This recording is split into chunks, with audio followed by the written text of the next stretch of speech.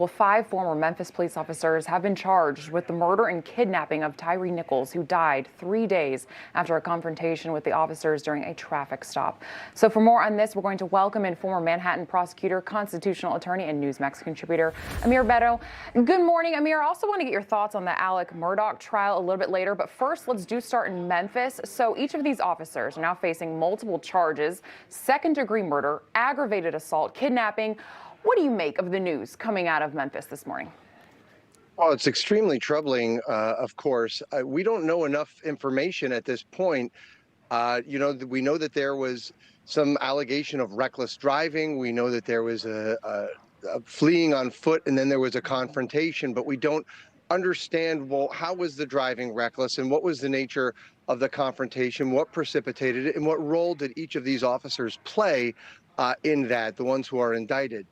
So we're going to have to learn more information as it comes to light. But anytime there's a situation like this, especially when law enforcement believes that there's enough to criminally charge the officers, it's extremely troubling. Absolutely. And when it comes to more information that's coming, I do want to take a listen to this. So Chief Sarah Lynn C.J. Davis of the Memphis Police Department, she reacted. Take a listen, and then I'll get your thoughts.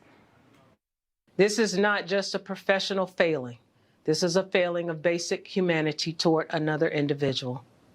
This incident was heinous, reckless, and inhumane.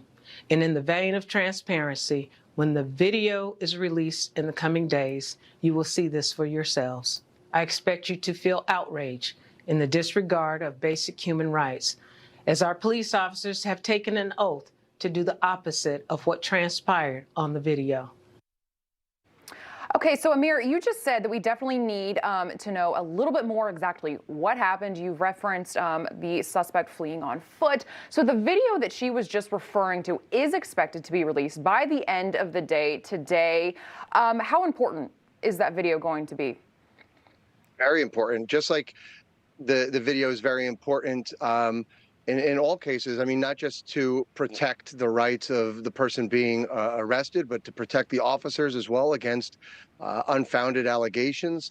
The video tells the story of what happened. And so when that gets released, the speculation will hopefully stop, and we'll understand the true facts of what happened here. But listening to the police chief speak and seeing the images from the hospital of the terrible condition that individual was in certainly is extremely troubling and very sad.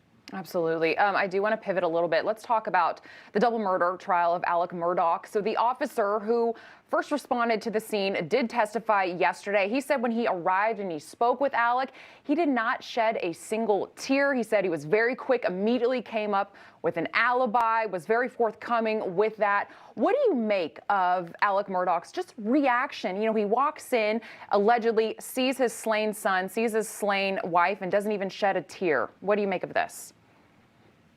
Well, there were different moments at the trial where he did break down. And again, just getting back to the video and the audio, how important it is, because it really does depict how the person reacted at the scene of the events, what the person said. I mean, in this case, Ameer Benno responded to one of the responding officers immediately with a story about his son having been involved in this fatal boat accident. And how he believed that this was what was behind the deaths of his wife and his son.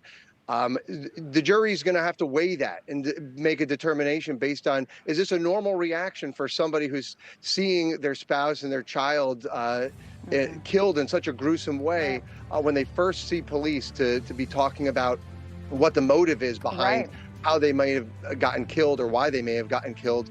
And that's ultimately going to be a decision that the jury is going to weigh in figuring out whether or not this particular defendant committed those crimes. Absolutely. Ameer Benno, thank you so much for coming on this morning. This story is just going to keep unraveling as the days go on. Really appreciate your time.